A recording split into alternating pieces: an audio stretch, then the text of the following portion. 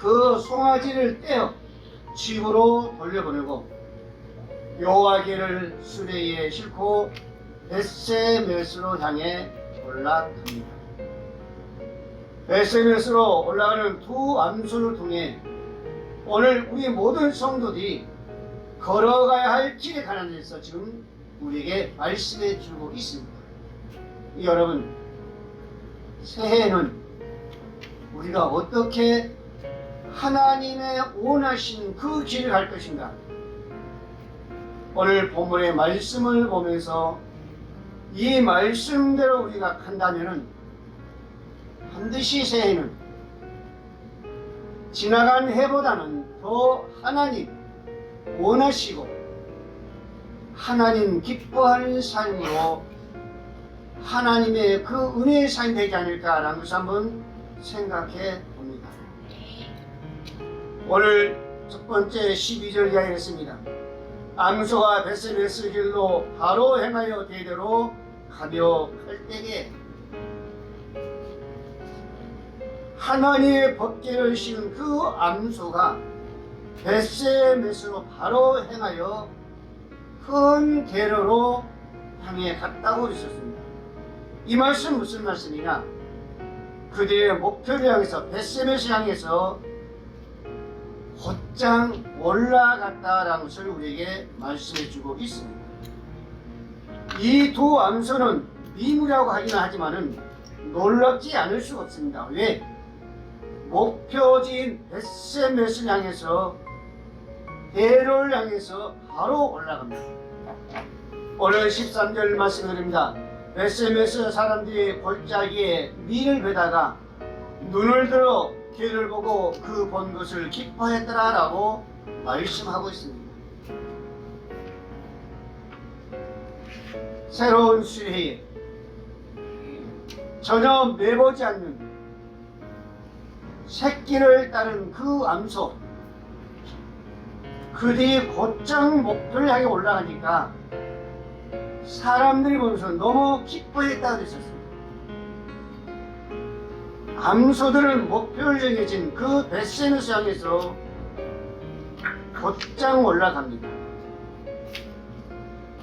이것은 곧 주님의 일을 맡긴 자들이 정해진 목표를 향해서 곧장 나가야 한다는 것을 우리에게 말씀해 주고 있는 겁니다. 오늘 본문의 말씀해 보세요. 바로 행하여라는 두 마리 암소가 벳세메스 올라가는 오르막길 한눈 팔지 않냐고 곧장 올라갔다고 했습니다. 그것을 바라보는 그 벳세메스 사람들이 너무 기뻐했다라고 말씀하고 있습니다. 복의 근원이요, 믿음의 조상이라 했던 아브라함이 왜 믿음의 조상이 되었는가, 왜 우리의 복의 근원이 되었는가라는 걸 생각해 볼 때에 바로 이런 모습이었습니다. 창세기 12장에 보면 하나님께서 아브라함을 드립니다. 아브라함아, 너는 본토 친척 아비집을 떠나 가라고 했습니다. 그때 아브라함은 그 누구에게도 말하지 않고 그 명령대로 멈추지 않고 곧장 떠나갑니다. 이뿐만 아니라 창세기 22장 1절 이하에도 그렇습니다. 거기서도 하나님께서 아브라함에게 불러서 그 독자 이삭을 내가 지시한 땅으로 가서 번제로 드리라고 합니다. 이때 아브라함이 머뭇거리지 않습니다. 성경 말씀에 보면 아침 일찍이 하나님께서 말씀하신 대로 올라가서 이삭을 번제로 드렸다는 것을 우리가 볼 수가 있습니다. 역시 오늘 본문의 말씀에도 이 암소는 그 목표를 향해서 곧장 올라갑니다. 이야기를 했습니다. 블레셋 사람들은 이스라엘과 지난 전투에서 빼앗긴 가져온 하나님의 언약궤 때문에 많은 고민에 빠지죠. 처음 언약궤를 아수리에 있는 다곤 신전에 두었더니 다곤 우상이 넘어져 부서진 것이 아니겠습니까? 또 다시 세워놨더니 역시 마찬가지 목은 목대로 팔은 팔대로 몸뚱은 몸뚱대로 이곳저곳 쓰러져 있었습니다. 그것뿐만 아니라 하나님께서는 아스돈 사람들에게 독한 종기장을 내림으로 그 지역을 망하게 했다라고 3회상 5장 6절에 우리에게 말씀해 주고 있습니다. 이런 것을 보았을 때에 우리 하나님은 거룩하신 하나님이라고 그랬습니다. 나는 거룩하니 너희도 거룩하라. 거룩한 하나님은 절대적으로 우상과 함께 할 수 없다는 것을 오늘 우리에게 분명히 말씀해 주고 있습니다. 금년 안에도 저와 여러분들은 정말로 모든 신앙의 삶을 살아가면서 하나님 모시기에 가지가 겉에는 반드시 버려야 될 줄 믿으시 바랍니다. 그들과 멀리하지 아니하고는 절대적으로 하나님 우리와 함께 하지 않는다는 것을 오늘 본문의 말씀을 통해 우리에게 말씀해 주고 있습니다. 이에 블레셋 사람들은 언약궤를 다시 가도록 그리고 에르로 보냈지만은 그것들 역시 하나님의 재앙이 뒤따르게 되었고 여기에 놀란 그들은 결국 걔를 이스라엘 집으로 돌려보낼 수밖에 없었습니다. 오늘 7절 이야기했습니다. 새 수레 하나 만들고 멍에를 메어보지 않은 전날은 소 2마리를 끌어다가 소의 수레를 메우고 그 송아지를 떼어 집으로 돌려보내고 여호와의 개를 가져다가 수레에 싣고 그 개가 다시 본죽이 올라가는 벳세메스로 가면 큰 재앙은 그 우리에게 내린 것이요 그렇지 아니하면 우연이란 것을 지금 보기에서 지금 벳세메스는 올라가고 있습니다. 정확히 올라가면 흔들리지 아니하고 곧장 벳세메스를 향해서 암소대로 올라가면은 이것은 하나님의 큰 재앙이요. 그렇지 아니고 중간에 다른 길로 간다면 이것은 절대적으로 자연적 우연한 일이라는 것입니다. 그러나 여러분들 그 소도는 벳세메스를 향하여서 곧장 올라갑니다. 이미 정해진 그 목표 벳세메스를 향해서 올라가고 있습니다. 여러분, 하나님께서 모세를 불러서 그 애굽으로 가라 할 때는 이미 하나님은 모든 계획과 그 목적을 다 보고 이미 예정하고 정하고 모세를 불러서 그 보낸 줄로 믿습니다. 블레셋 땅에만 재앙이 하나님부터 비롯됐다는 것을 입증하기 위해서 그리로 하였습니다. 블레셋 사람들은 그 소들의 벳세메스로 가면 모든 사람이 모든 재앙이 하나님 같다는 것을 분명히 보기 위해서 보고 지켜보고 있습니다. 그러나 그들이 지켜본 가운데서 그 하나님의 언약궤를 싣는 그 수레에 메고 가는 그 암소는 정확히 곁길로 하지 않고 곧장 목표를 향해서 벳세메스로 올라갑니다. 그들은 새 수레를 만들고 멍에를 메어보지 아니한 전나는 암소 2마리를 선택했죠.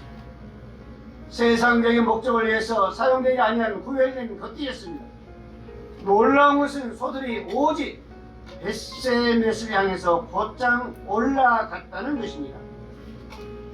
사랑하는 모든 성도 여러분, 우리로 하여금 전나는 두 암소라는 미물을 통해서 많은 것을 우리에게 생각하게 합니다. 그 가운데 가장 먼저 생각하는 것은 우리가 지는 십자가는 반드시 자원해야만 지는 것이 아니라 오늘 두 암소처럼 어느 날 갑자기 끌려간다는 거죠. 젖을 먹이하는 새끼의 송아지를 두고 전격적으로 끌려갑니다. 그렇습니다.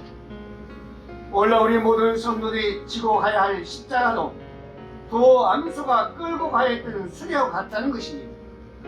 자신의 능력, 어떤 의지, 승낙 여부와는 전혀 상관없이 메어주는 순간 져야 한다는 것을 오늘 우리에게 말씀해 주고 있습니다.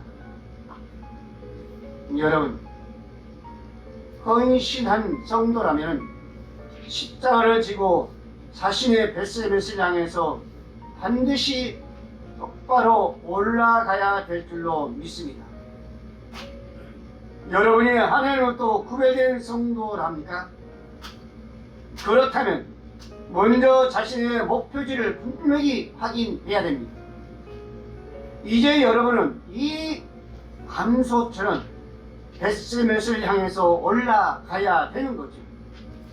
길에 평탄치 않을 수도 있습니다. 우리의 삶은 항상 좋을 수만은 없습니다. 좋은 것보다도 더 힘들 수도 있습니다. 내려막길보다도 힘든 오르막길이 계속될 수도 있습니다. 그러나 우리 모든 성도는 자신의 벳세벳을 향해서 곧장 올라가야 될 줄로 믿습니다. 요나처럼 니느웨를 다시스로 방향을 바꾸어서는 안 된다는 거지. 이제 사도 바울처럼 뒤에 있는 것을 잊은 채 오직 앞에 보이는 그 표대를 향해서 달려가야 됩니다.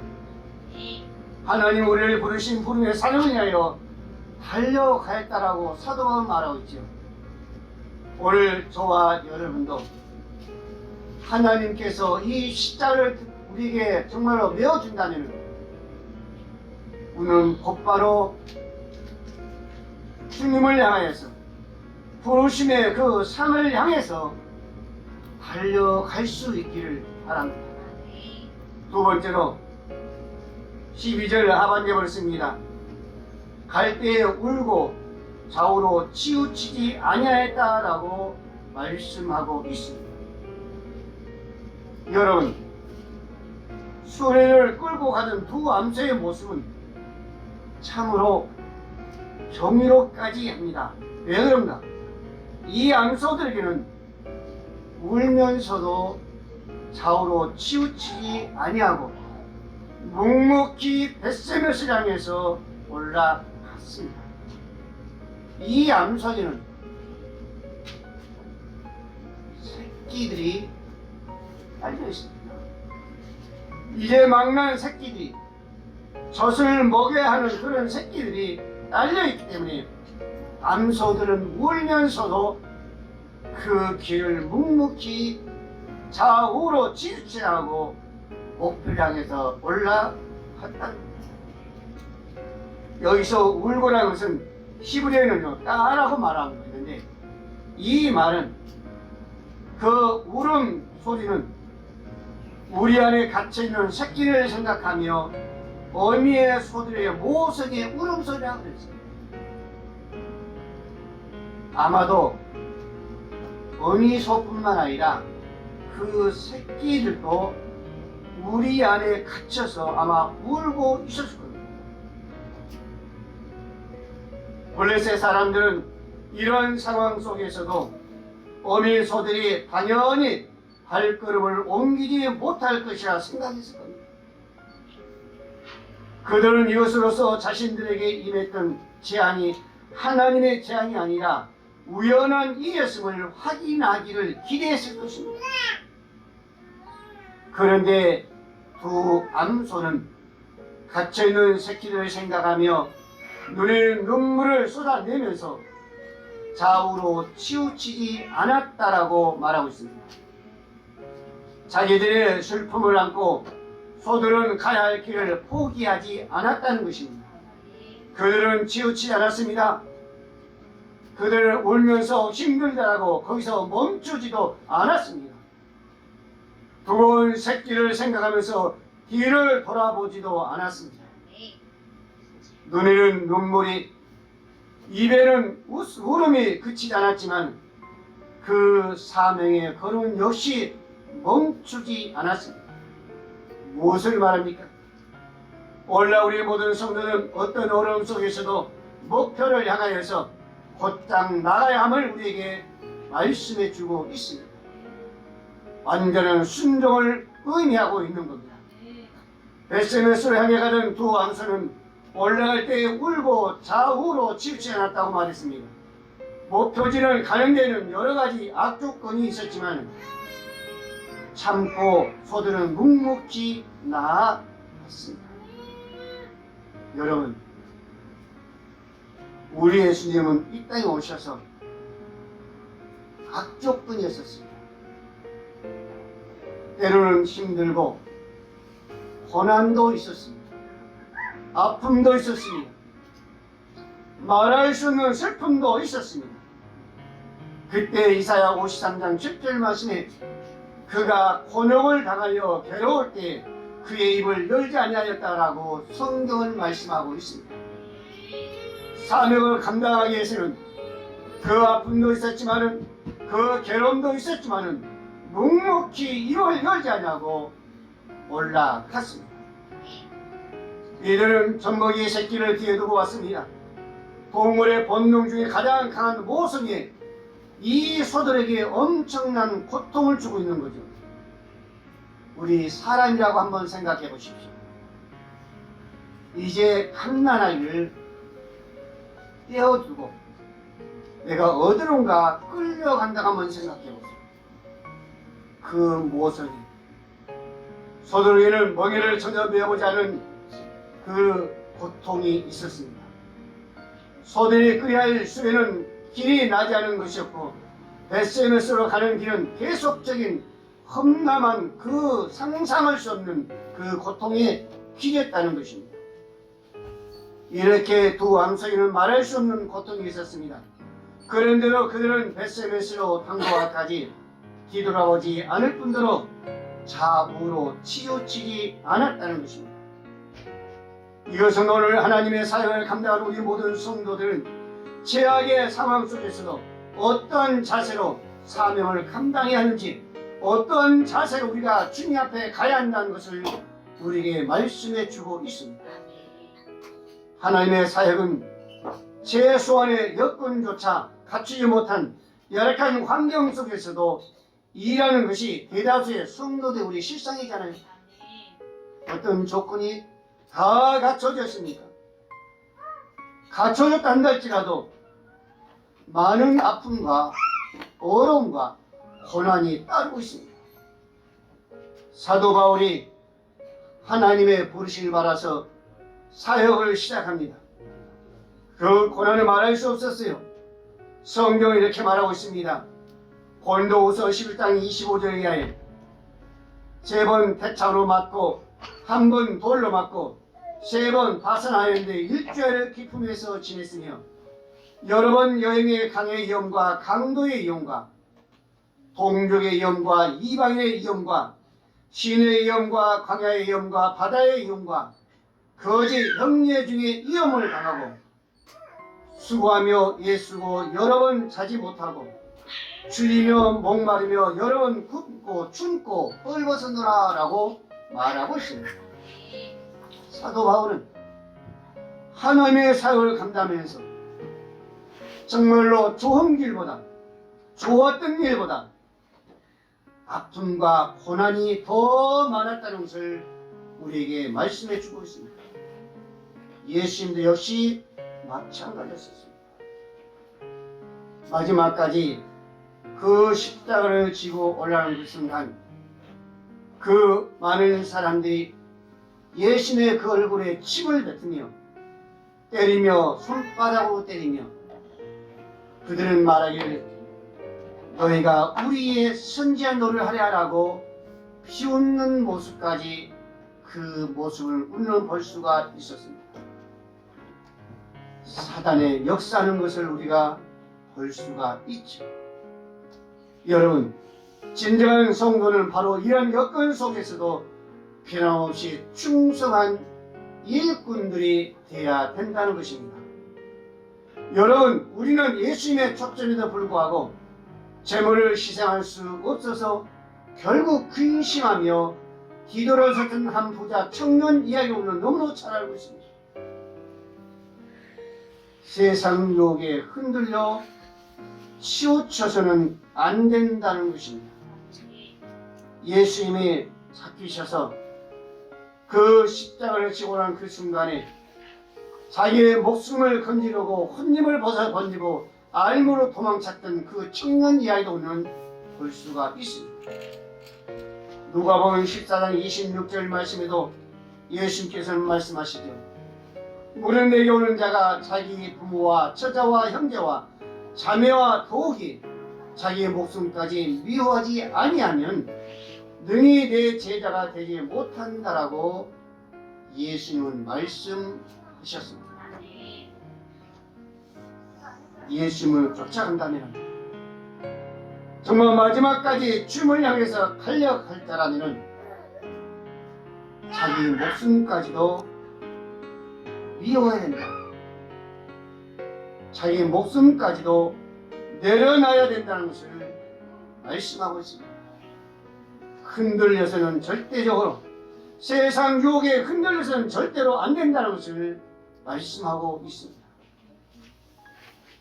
여러분, 우리가 참 성도라면 어떤 어려움 속에서도 결단코 삶의 길을 포기하지 말아야 한다는 것입니다. 때로는 우울 때는 우울하지요. 목놓아 통곡할 때도 통곡해야 됩니다.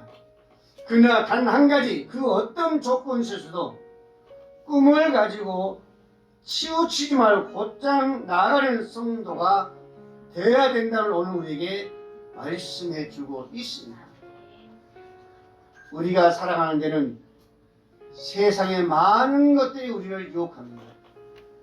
그 유혹에 넘어져도 안 되고 치우쳐도 안 된다는 것을 오늘 말씀을 통해 우리에게 주신 이 말씀 다시 한번 우리는 굳게 기억하면서 이 말씀들을 우리는 붙잡고 나아가야 될 줄로 믿으시길 바랍니다. 마지막으로 7절 말씀을 볼까요? 그로 새수를 하나 만들고 멍에 메어 보지 아니한 전날은 두 마리를 끌어다가 소의 수위를 메우고 그 송아지들은 떼어 집으로 보내고 라고 말합니다. 블레셋 사람들이 새수를 만들었어요. 새수를 만들고 거기에 하나님의 벗개를 씌웠습니다. 그 벗개를 싣고 두 마리를 멍에를 메고 가게 합니다. 이 소 두 마리는 멍에를 전혀 안 메본 이 소들입니다. 또 이 소들은 새끼까지 두고 지금 하나님의 벗개를 메고 올라갑니다. 그런데 이전에 올라가는 그 모습을 보면은 뛰지도 않고 둘이서 싸우지도 않냐고 정확하게 둘이서 보조를 잘 맞추면서 넘어지지 않냐고 벳세메스에 정확히 도착합니다. 이것을 뭘 말합니까? 우리 모든 교회 공동체 속에서 연합을 우리에게 보여주고 있는 겁니다. 달리는 경주 속에 이런 경기가 있습니다. 2인 삼각 경기라는 것이 있어요. 무슨 경기예요? 두 사람이 함께 다리 하나씩을 묶어서 달리는 경기죠. 여러분도 해봤을 거예요. 두 사람이 다리 하나씩을 묶어가지고 함께 달리갑니다. 여기서 두 사람이 보조를 맞추지 않으면 넘어질 수밖에 없고 승리할 수가 없죠. 가장 중요한 것은 두 사람이 보조를 잘 맞춰서 넘어지지 않고 뛰어가는 것입니다. 이처럼 지금 벳셈에서 올라온 이 두 마리 암소는 보조를 잘 맞춰 언약궤를 실은 수레를 끌고 끝까지 올라갔습니다. 끌어오는 그런 경험도 전혀 없어요. 그런데도 잘 맞추어서 올라갔습니다. 여러분, 교회에서 흔히 볼 수 있는 일이죠. 처음 등록하고 처음 모든 상을 마치면은 눈에 띌 정도로 열정을 가지고 일합니다. 보든 아니면 안 보든 열심히 일합니다. 그런데 옆에 사람과 협동하는 일에는 적응이 잘 안 되는 거죠. 이것은 문제가 있는 겁니다. 오늘 저와 여러분들은 오늘 뱃속에서 올라가는 이 암소의 이 연합의 영을 우리는 배워야 합니다. 그래서 사도 바울이 이렇게 말합니다. 빌립보서 2장 2절 이하에 마음을 같이하여 그랬습니다.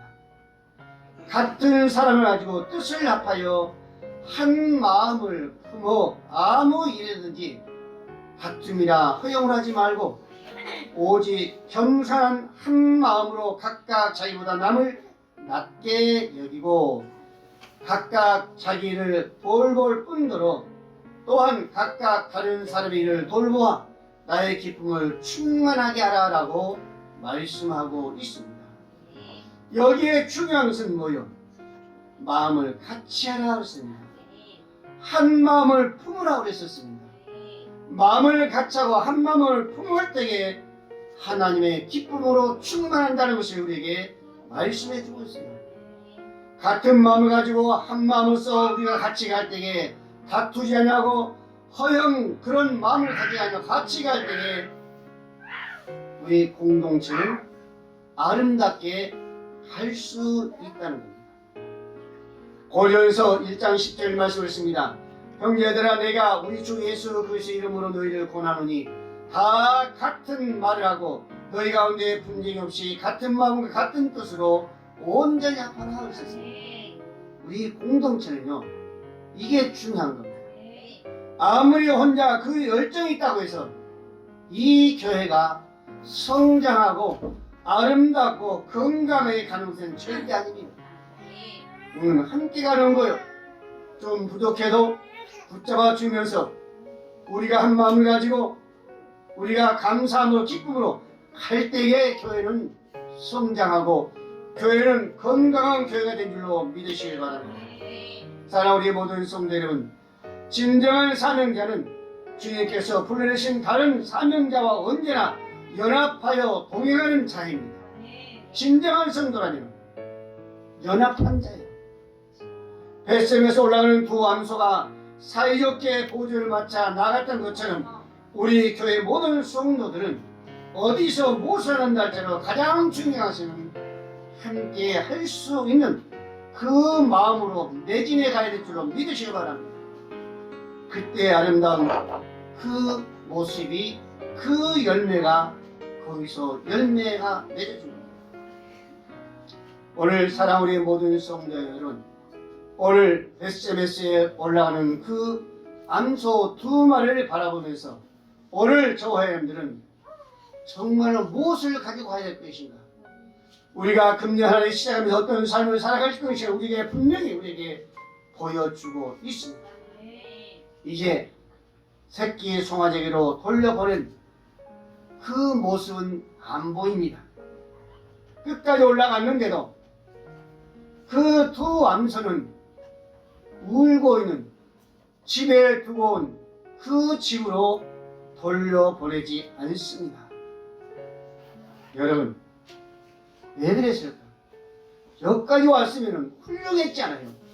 최선을 다한 겁니다.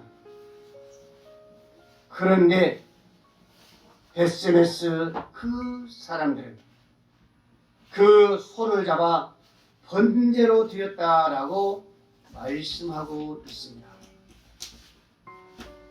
이것은 우리 인간적으로 봤을 때에 좀 머린정하지 않겠어요? 자기 사명을 다 했는데 이제 내 새끼 있는 대로 보내줘야 되는데 이 사람들은 그렇지 않냐고 그 암소 두 마리를 잡아서 하나님의 번제로 드렸다 하셨습니다. 14절 말씀이 수레가 배수에서 사람 여호수의 발 큰 돌 있는 곳에 이르러 선지자 무리가 수레 나무를 패고 그 암소들을 번제물로 여호와께 드렸다. 여러분, 오늘 우리에게 무엇을 말해 주려고 그랬을까요? 사명자의 길은 끝이 없음을 말해줍니다. 사명자의 길은 오직 자기의 생명을 주님께 드리는데, 희생하는데 마감이 됨을 우리에게 말씀해 주고 있습니다. 우리 예수님 그 걸었던 길을 보십시오. 최선을 다했습니다. 끝까지 했습니다. 일생 동안을 섬기며 살아가며 희생의 삶을 사셨습니다. 그런데 마지막 십자가에서 희생함으로 말미암아 아버지의 그 받은 모든 사명을 거기서 완수하신 겁니다. 사랑하는 우리 모든 성도 여러분, 사도 바울도 그런 말 합니다. 여러분, 만일 너희 믿음의 재물과 섬김이 내가 나를 전제로 드릴지라도 나는 기뻐하고 너희 우리 함께 기뻐하겠다 했습니다. 내 사명이 여기서 끝나는 것이 아니라 내 몸이 주로 번제로 드린다 할지라도 나는 기뻐하고 너희와 함께 기뻐하겠다라고 말씀하고 있죠. 그것뿐만 아니라 사도행전 20장 24절 말씀했습니다. 내가 달려갈 길과 주 예수께 받은 사명 곧 하나님의 은혜에 복음을 증언하는 일에 마치 하면은 나의 생명조차도 조금도 귀한 것으로 여기지 않겠노라. 오늘 두 암소처럼 내 생명까지도 들어진다면, 하나님이 기뻐한다면 나는 드리겠다라는 것입니다. 오늘 조화연도 역시 마찬가지입니다. 하나님이 기뻐한 일이라면 우리 희생도 마다하지 않고 우리는 가야 될 줄로 믿으시기 바랍니다. 세상 속에서 어떤 유혹이 온다 할지라도 치우치지 마시고 곧장 우리를 순종하면서 희생의 길로 갈 때에 우리는 금년에 하나님의 그 은총이 오늘 여러분과 가정과 자녀와 직장 속에 하나님께서 큰 축복으로 함께 하실 줄로 믿으시기를 바랍니다.